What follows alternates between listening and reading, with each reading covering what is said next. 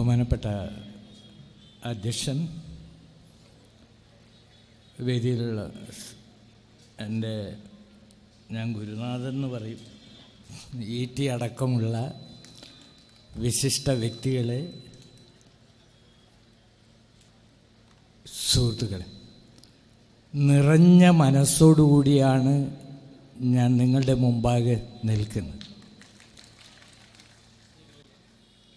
നീതി നിഷേധിക്കപ്പെട്ട ആളുകളുടെ ഒരു മഹാകൂട്ടായ്മയാണ് ഇന്നിവിടെ നടക്കുന്നത്.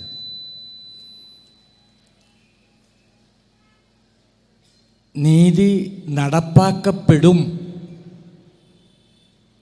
അതും അധികം താമസിയാതെ ഉണ്ടാകും എന്നുള്ളതിൻ്റെ തെളിവായി ഈ മഹാസഞ്ചയത്തെ ഞാൻ കാണുകയാണ്.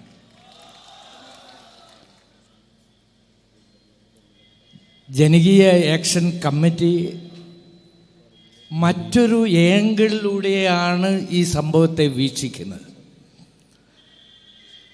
മഹാനായ CM ഉസ്താദ് കേവലം ഏതെങ്കിലും ഒരു സമുദായത്തിൻ്റെ മാത്രം ആസ്തിയായിരുന്നു എന്ന് ഞങ്ങൾ കാണുന്നില്ല. ജാതിമത വേലിക്കെട്ടുകൾക്കപ്പുറത്ത് എല്ലാവരാലും ആദരിക്കപ്പെട്ടു പോകുന്നൊരു മനുഷ്യൻ, അങ്ങനെയുള്ളൊരു മനുഷ്യൻ കൊല ചെയ്യപ്പെട്ടിട്ട് വർഷം 9 കഴിഞ്ഞിട്ടും നീതി നടപ്പാക്കപ്പെടുന്നില്ല എന്ന് വരുന്നത് നമുക്കൊക്കെ അപമാനകരമാണ് എന്ന് നമ്മൾ വിശ്വസിക്കും. തീർച്ചയായും ഇതിനൊരു പരിഹാരം ഉണ്ടായേ തീരൂ. അത് ലക്ഷ്യമാക്കിക്കൊണ്ടാണ് പൊതുസമൂഹം, ഞാൻ പറയും, കണ്ണൂർ ജില്ലയിലെ സാംസ്കാരിക ജീവിതത്തിന് ഏൽപ്പിക്കപ്പെട്ട മുറിവാണ് സഖാവ് ശ്രീ ഉസ്താദിൻ്റെ മരണം. അതുകൊണ്ട് തന്നെ കാസർഗോഡിൻ്റെ പൊതുസമൂഹം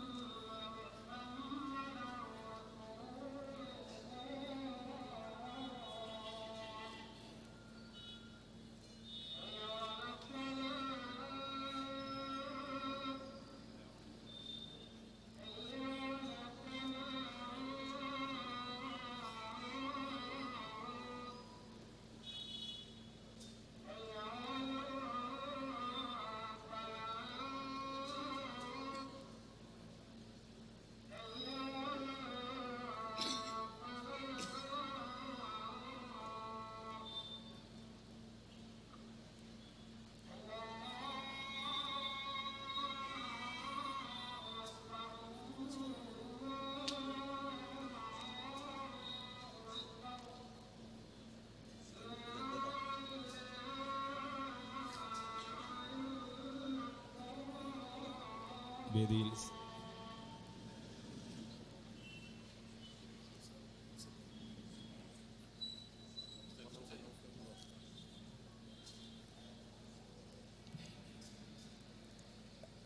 കാസർഗോഡിന് ഏറ്റ മുറിവ് അതാണ് അവിടുത്തെ പൊതുസമൂഹത്തെ തെരുവിലിറക്കിയത്. ആദ്യം സമരം തുടങ്ങിയപ്പോഴൊക്കെ, ഇപ്പോഴും സമരം നടത്തുമ്പോഴൊക്കെ, ഇന്നും അവിടെ സമരം നടന്നുകൊണ്ടിരിക്കുന്നു. 152-ാം ദിവസമാണ് ഇന്നും സമരം നടന്നുകൊണ്ടിരിക്കുന്നു. ഈ സമരം നടക്കുമ്പോഴൊക്കെ ഞങ്ങളോടുള്ള ചോദ്യം നിങ്ങൾ എന്ത് നേടി എന്നുള്ളതാണ്. ഞാൻ ഒരേ ഒരു ഉത്തരം മാത്രമാണ് എല്ലായിടത്തും പറയുന്നത്, എല്ലായ്പ്പോഴും പറഞ്ഞിട്ടുള്ളത്. ഈ പ്രശ്നം ലൈവായി നിലനിർത്തുന്നതിൽ ഞങ്ങൾ വിജയിച്ചിട്ടുണ്ട് എന്നുള്ളതാണ് അതിന് കൊടുക്കുന്ന ഉത്തരം. ലൈവാക്കി നിലനിർത്തുന്നതിൽ ഞങ്ങൾ വിജയിച്ചിട്ടുണ്ട്. തീർച്ചയായും സന്തോഷമുണ്ട്. ഞാൻ നിറഞ്ഞ മനസ്സോടുകൂടി എന്ന് പറയാൻ സമസ്ത നമ്മോടൊപ്പം ഉണ്ട് എന്ന് വരുമ്പോൾ, നിങ്ങൾക്കറിയാമോ, കഴിഞ്ഞ തവണ ഞങ്ങൾ സമരം 85 ദിവസം പിന്നിട്ടപ്പോഴാണ് പുതിയ സർക്കാർ അധികാരമേൽക്കുന്നത്. നിയമസഭയിൽ ഈ വിഷയം ഉന്നയിക്കപ്പെടുകയും മുഖ്യമന്ത്രി പറഞ്ഞു, ഞാൻ നിങ്ങളോടൊപ്പമാണ്. മുഖ്യമന്ത്രി അടക്കമുള്ള ആളുകൾ പറഞ്ഞു, ഞങ്ങൾ നിങ്ങളോടൊപ്പമാണ് എന്ന് പറഞ്ഞു. അദ്ദേഹം റവന്യൂ വകുപ്പ് മന്ത്രിയെ അയച്ച് ഞങ്ങളുമായി സംസാരിച്ചു.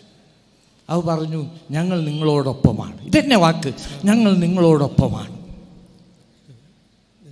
ഞങ്ങൾ പറഞ്ഞു, ഞങ്ങൾ ആവശ്യപ്പെടുന്നത് എന്താണ്? ഞങ്ങൾ പറഞ്ഞു, നീതിയുക്തമായ ഒരു അന്വേഷണം നടത്തണം, നിഷ്പക്ഷമായ ഒരു അന്വേഷണം നടത്തണം, സത്യം പുറത്തു വരിക തന്നെ ചെയ്യണം. കേവലം കൊലയാളികളെ മാത്രമല്ല, കൊല ചെയ്തവരെ മാത്രമല്ല, അതിനുവേണ്ടി ഗൂഢാലോചന നടത്തിയ ആളുകളെ അടക്കം നിയമത്തിൻ്റെ മുമ്പിൽ കൊണ്ടുവന്നാലേ ഞങ്ങൾ ഈ സമരം നിർത്തുകയുള്ളൂ എന്ന് പറഞ്ഞപ്പോൾ ഞങ്ങളതിന് എല്ലാ പിന്തുണയുമുണ്ട്, ഞങ്ങൾ നിങ്ങളോടൊപ്പമാണ് എന്ന് പറഞ്ഞപ്പോഴായിരുന്നു കഴിഞ്ഞ ആദ്യഘട്ടത്തിൽ ഞങ്ങൾ സമരം നിർത്തിവെച്ചത്. വീണ്ടും സമരം പുനരാരംഭിച്ചത് നിങ്ങൾക്കറിയാമല്ലോ. ഞങ്ങൾ ഉദ്ദേശിക്കുന്ന രൂപത്തിൽ നീക്കങ്ങളുണ്ടായില്ല. ഞങ്ങൾ പറഞ്ഞു സർക്കാരിനോട്, നിങ്ങൾ നിർദ്ദേശം കൊടുക്കണം. ഉന്നതമായ ഏജൻസി, ഒരുപക്ഷെ CBI കേന്ദ്രവുമായി ബന്ധപ്പെട്ട സംഭവമായിരിക്കാം, പക്ഷേ തീർച്ചയായും സംസ്ഥാന സർക്കാരിന് ഇതിന് ഇടപെടാൻ സാധിക്കും. ചെയ്തില്ല. അത് ചെയ്യാത്തൊരു സാഹചര്യത്തിലാണ് വീണ്ടും ഞങ്ങൾ സമരം പുനരാരംഭിച്ചത് 152 ദിവസങ്ങൾക്ക് മുമ്പ്. അന്ന് ഞങ്ങൾ പറഞ്ഞു, അന്ന് ഞങ്ങൾ സമരം തുടങ്ങിയപ്പോഴും ആളുകൾ ചോദിച്ചു, കോടതി തന്നെ ആവശ്യപ്പെട്ടിട്ടുണ്ടല്ലോ പുനരന്വേഷണം, ഒരു സ്പെഷ്യൽ ടീമിനെ വെച്ച് ശാസ്ത്രീയമായി അന്വേഷണം നടത്തണമെന്ന് കോടതി പറഞ്ഞിട്ടുണ്ടല്ലോ, പിന്നെ എന്തിനാ നിങ്ങൾ ഇരിക്കുന്നത് എന്ന് ചോദിച്ചു. പക്ഷേ ഞങ്ങൾ പറഞ്ഞു, CBI ടീമുമായി ബന്ധപ്പെട്ടപ്പോൾ ഞങ്ങൾക്ക് കിട്ടിയ വിവരങ്ങൾ വെച്ച് ഞങ്ങൾ പറഞ്ഞു, ഒരു സ്പെഷ്യൽ ടീം ഉണ്ടാക്കപ്പെട്ടിട്ടില്ല, ശാസ്ത്രീയമായ ഒരു അന്വേഷണവും അവരുടെ ഭാഗത്തുണ്ടായിട്ടില്ല. ഞങ്ങൾ പറഞ്ഞത് അപ്പടി ശരിവെച്ചു. CJM കോടതി രണ്ടാമതും ഇവർ കൊടുത്ത റിപ്പോർട്ട് തള്ളിക്കളയുകയാണ് ചെയ്തത്. എന്താ ഇതിനർത്ഥം? ഞങ്ങൾ സമരം തുടങ്ങിയത് ശരിയായിരുന്നു, അത് ശരിവെക്കുകയാണ് കോടതി ചെയ്തത് എന്ന് ഞങ്ങൾ വിശ്വസിക്കുന്നു. അതുകൊണ്ട് തന്നെ നീതിയുടെ പക്ഷത്ത് നിന്നുകൊണ്ടാണ് നമ്മുടെ സമരം മുന്നോട്ട് പോകുന്നത്. അതോടൊപ്പം ഇത്തവണ ഞങ്ങൾ ഒരു കാര്യം കൂടി ചെയ്യുന്നുണ്ട്. ഞങ്ങൾ പറഞ്ഞു, അന്വേഷണ ഏജൻസികൾ പരാജയപ്പെടുകയാണെങ്കിൽ, എത്ര ദിവസങ്ങൾക്ക് മുമ്പേ, മാസങ്ങൾക്ക് മുമ്പേ ഞങ്ങൾ പറഞ്ഞാണ്, അന്വേഷണ ഏജൻസികൾ പരാജയപ്പെടും. ഞങ്ങളുടെ ആവശ്യം എന്താ? ആവശ്യം കൃത്യമാണ്. കോടതിയുടെ മേൽനോട്ടത്തിൽ, കോടതിയുടെ നിരീക്ഷണത്തിൽ ഒരു സ്പെഷ്യൽ ടീമിനെ വെച്ച് ശാസ്ത്രീയമായ രൂപത്തിലുള്ള അന്വേഷണം നടത്തണമെന്നുള്ളതാണ് നമ്മുടെ ഡിമാൻഡ്. അതിന് തയ്യാറാകുന്നില്ലെങ്കിൽ അതിനുള്ള സമ്മർദ്ദമുണ്ടാക്കുന്ന രൂപത്തിൽ ജനകീയ അന്വേഷണ കമ്മീഷനെ ഞങ്ങൾ വയ്ക്കാൻ നിർബന്ധിതരാകുമെന്ന് മാസങ്ങൾക്ക് മുമ്പ് ഞങ്ങൾ പറഞ്ഞു. ഇപ്പോൾ അത് പ്രായോഗികമാകാൻ വേണ്ടി പോകുന്നു. വരുന്ന 12-ാം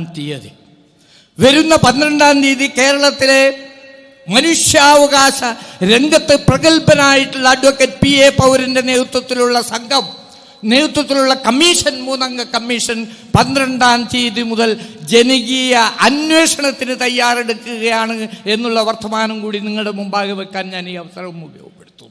തീർച്ചയായും സത്യം പുറത്തു വരിക തന്നെ ചെയ്യും.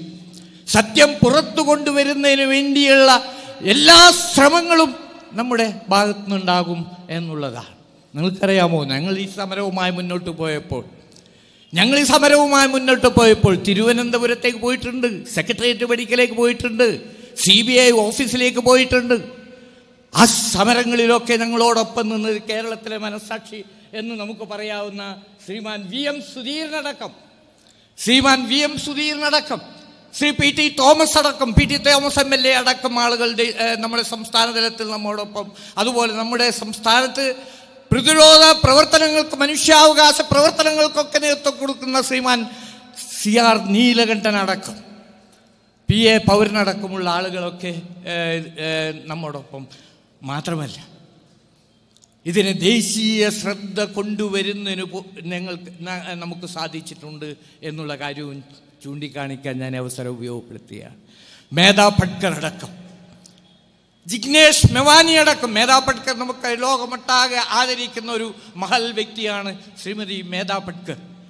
അതുപോലെ ജിഗ്നേഷ് മെവാനി എന്ന് പറയുന്ന ചെറുപ്പക്കാരനായിട്ടുള്ള, ദളിതുകൾക്ക് വേണ്ടി വലിയ വലിയ പോരാട്ടങ്ങൾക്ക് നേതൃത്വം കൊടുക്കാൻ തയ്യാറായി നിൽക്കുന്ന ചെറുപ്പക്കാരനായിട്ടുള്ള ജിഗ്നേഷ് മെവാനി അടക്കം, അതുപോലെ കൂടംകുളം സമരനായകരായിട്ടുള്ള SP ഉദയകുമാർ അടക്കമുള്ള ദേശീയ നേതാക്കളെ നമ്മുടെ പന്തലിലെത്തിക്കാനും ഇത് അവരുടെ ശ്രദ്ധയിൽ കൊണ്ടുവരാൻ ഞങ്ങൾക്ക് കഴിഞ്ഞിട്ടുണ്ട്.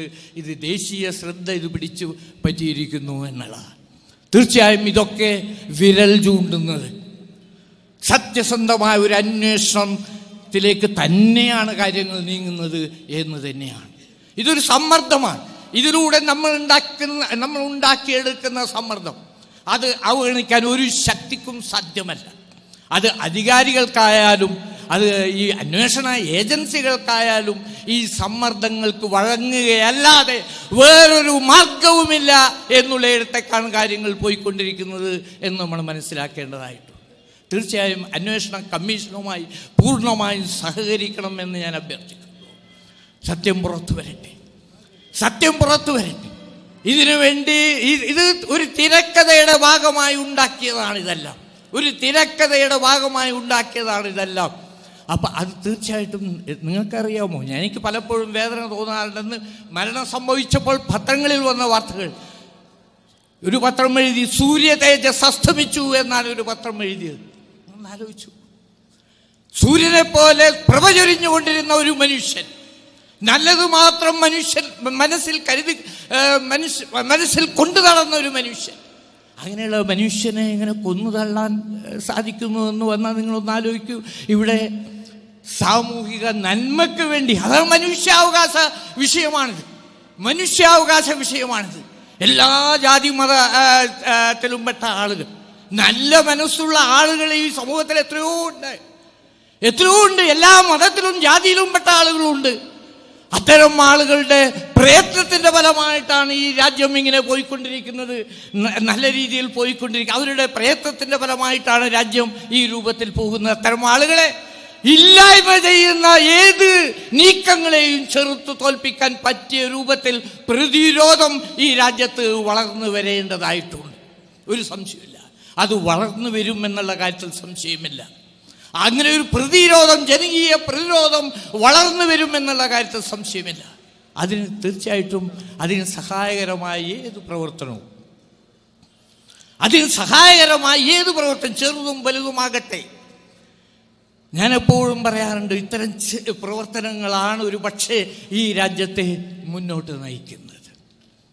ഈ രാജ്യത്ത് നന്മ സംരക്ഷിക്കാൻ, നല്ലത് സംരക്ഷിക്കാൻ ഒക്കെ സാധിക്കുന്ന രൂപത്തിൽ നിങ്ങൾ നോക്കുക, എല്ലാം വളച്ചൊടിക്കപ്പെടുകയാണ്. ഇപ്പം ഈ കേസിൻ്റെ കാര്യത്തിൽ തന്നെ നിങ്ങൾ നോക്കൂ, തുടക്കം മുതൽ കേസ് അട്ടിമറിക്കാനുള്ള ശ്രമങ്ങളാണ് നടത്തുന്നത്. ആത്മഹത്യയാണെന്ന് വരുത്തി, അത് നേരത്തെ എഴുതി ഉണ്ടാക്കിയ ഒരു തിരക്കഥ പോലെ ഇത് ആത്മഹത്യയാണെന്ന് വരുത്താനുള്ള പരിശ്രമം ലോക്കൽ പോലീസ് മുതൽ CBI വരെ ഇതെല്ലാം ഇങ്ങനെ പോവുകയാണ്. അപ്പം സഹായകരമായ രൂപത്തിൽ, അതിനെ സഹായിക്കുന്ന രൂപത്തിൽ പുറത്തുനിന്ന്, അത് തീർച്ചയായിട്ടും ഈ CBIയെ പോലും സ്വാധീനിക്കാൻ കഴിയുന്ന ശക്തികൾ പുറത്തുനിന്ന് ചരട് ഭരിക്കുന്നു എന്നുള്ള കാര്യത്തിൽ സംശയമില്ല. പക്ഷെ അതിനെ പ്രതിരോധിക്കാൻ ജനകീയ ശക്തിക്ക് മാത്രമേ സാധിക്കൂ എന്ന് വിശ്വസിക്കുന്ന ഒരാളാണ്. തീർച്ചയായും നല്ല മനസ്സുള്ള ആളുകളുടെ കൂട്ടായ്മ, അതുകൊണ്ടാണ് പൊതുസമൂഹം ഒന്നിച്ചു നിന്നുകൊണ്ട് നമ്മുടെ സമൂഹത്തിന് ഇത്തരം സംഭവങ്ങളിനെ ആവർത്തിക്കരുത് എന്നുള്ള ചിന്തയോടുകൂടി യോജിച്ച പ്രവർത്തനത്തിലേക്ക് വന്നിട്ടുള്ളത്. തീർച്ചയായും ഈ സമരം നമുക്ക് മുന്നോട്ട് കൊണ്ടുപോകണം. അതിന് നമുക്കെല്ലാം കൂട്ടായി യത്നിക്കാം എന്ന് മാത്രം ഈ അവസരത്തിൽ പറഞ്ഞുകൊണ്ട് ഞാൻ എൻ്റെ വാക്കുകൾ നിർത്തുന്നു. എല്ലാവർക്കും എൻ്റെ അഭിവാദനം.